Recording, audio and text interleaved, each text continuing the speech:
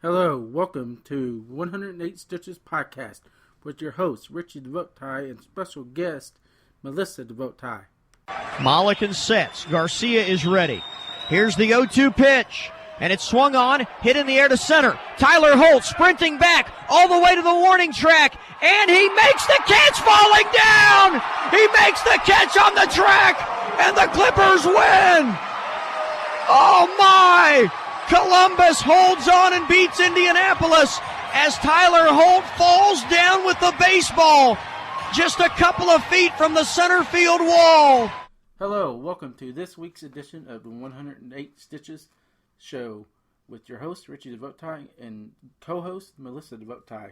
Today's topics will include the Aroldis Chapman saga, Pete Rose, and the Reds traded Todd Frazier to the Chicago White Sox. Let's get it right into it, honey.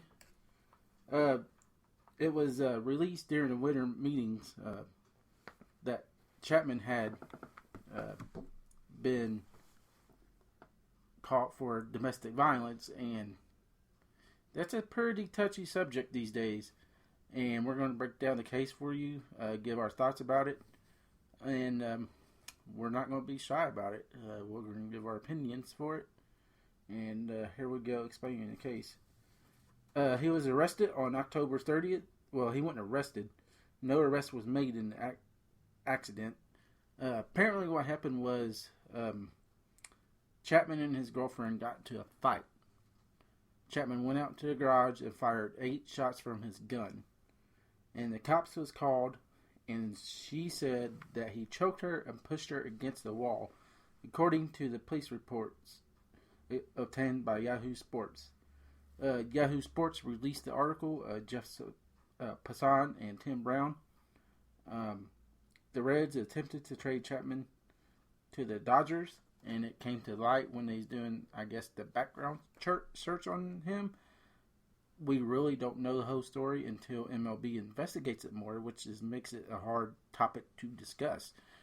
And domestic violence in general is a touchy subject these days. How do you feel about that as a woman, honey? About domestic violence in general? I think that a man should never hit a woman or choke her in this instance, as she allegedly says. You know, we don't know if that's exactly what happened. There are several different versions of the story. But I think a true man will never lay a hand on a woman.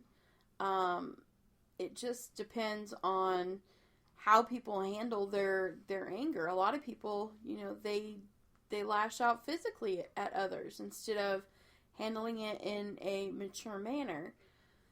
I think women that actually go through that, they don't have, or they have the strength, but they tend to feel like they can't go anywhere, they can't go get help.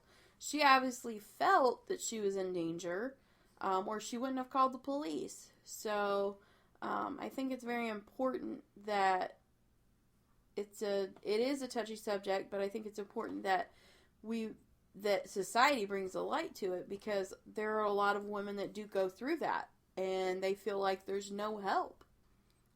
Do you believe the new recent MLB domestic violence policy will help curb that they just put in place? I think it was last year, where players will get suspended if they're caught for domestic violence. If I'm not mistaken, I think the first offense is suspension of 50 games. I think that's really good. I think they should suspend a player because they're not showing integrity and they're not being real men. The report has 2 sides of the story in it. We're going to break down the sides. This is his girlfriend's side of the story. The incident started when Chapman's girlfriend told police after she went to the bathroom of Chapman's 10,000 square foot plus house and found something in his phone that she did not like, according to the report. Chapman, his girlfriend, told police, then took the phone from her, the report said. They went to the movie theater inside Chapman's home where he had pushed her against the wall and Chapman had choked her by placing his hands around her neck but did not prevent her from her breathing at any time. Police did not observe injuries or even redness anywhere on her neck or chest, the report said. In Chapman's side, he said he just poked his girlfriend on the left shoulder and told her not to talk to him like that, according to the report. He said his girlfriend fell to the floor and started yelling, the report said. Chapman told police their girlfriend's brother came into the room and pushed Chapman to the ground. According to the report, friends and family, Chapman told police separated the two so they wouldn't fight, the report said. Chapman's driver said after the fight over the phone, Chapman's girlfriend returned to the theater room, charging at Chapman and tackled him. According to the police report, she denied that version of the accident to the police, the report said. When police later approached the driver to talk about his story, he declined to speak with them again. After exiting the house, Chapman's girlfriend ran to the other side, hid behind the bushes, and contacted law enforcement officials, according to the report. Chapman told police he wanted to drive away, but friends wouldn't let him, according to the police report. He entered the passenger side door of his Land Rover, punched the window, and cut his left pinky knuckle, the report said.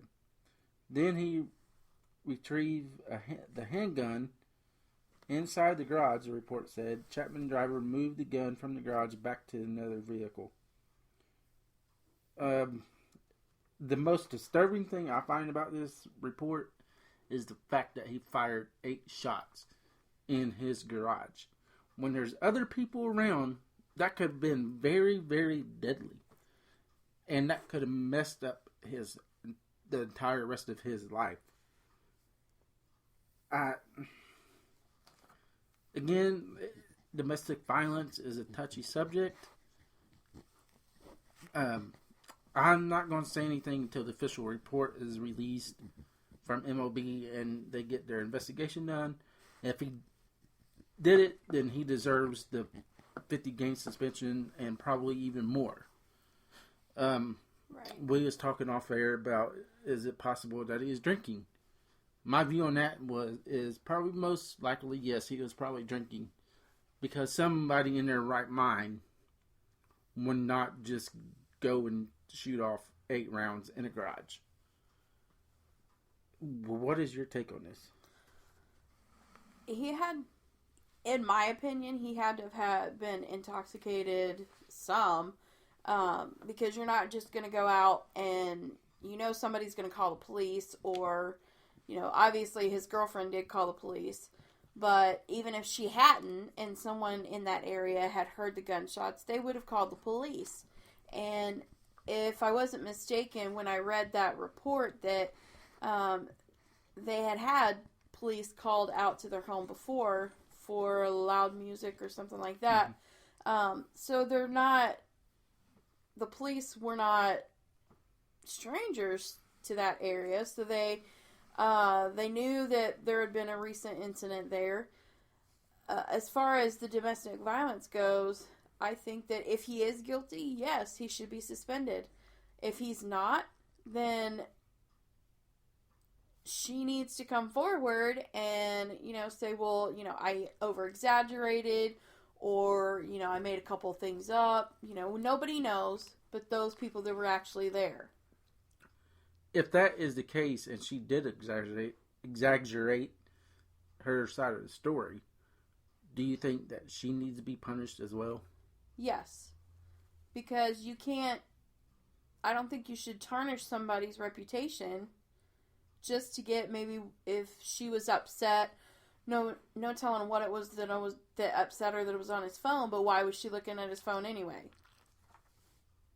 So that's just my opinion. Like I said, like we keep on saying, domestic violence is a touchy subject, and it should never happen. If it gets to that point, then one of them should just leave. That way, nothing bad happens to either one of them. I mean, right. Heaven forbid if the gunshot would have ricocheted and hit somebody, like I said earlier, I mean, it could have like damaged her or anybody else in that house, and then Chapman would have been in way worse in situation than what he is in now. I mean, it's hard to put a light on this subject because, yet again, it's so touchy. I like how the media handled this case. They seem to handle it with kind of like grace in a way, and grace toward the woman, whereas in recent events, on up until a couple of years ago, where the woman would be tarnished, and that's sad for society. And I think society in general is taking a turn to where, hey, domestic violence is a thing. We need to do something about it. Do you see that in any way? I do, but it's not as prevalent as I think it should be, because it still goes on. I mean, look at all the pro athletes that have gotten in trouble, and there have been videos of it, of them beating on their girlfriends. It's very sad when a man thinks that he has to do that. He needs to have enough willpower to walk away, to be man enough to walk away and not need that power trip or whatever they get from it to do that to a woman. That's about all we got on this topic. We're not going to discuss it anymore. We said about all we wanted to say about this topic. I hope MLB does right and investigates it, and the truth comes out, and whoever needs to get punished for it gets their punishment, and people need to live with that. On to our next topic. Earlier this week, Pete Rose applied for reinstatement into baseball earlier this year before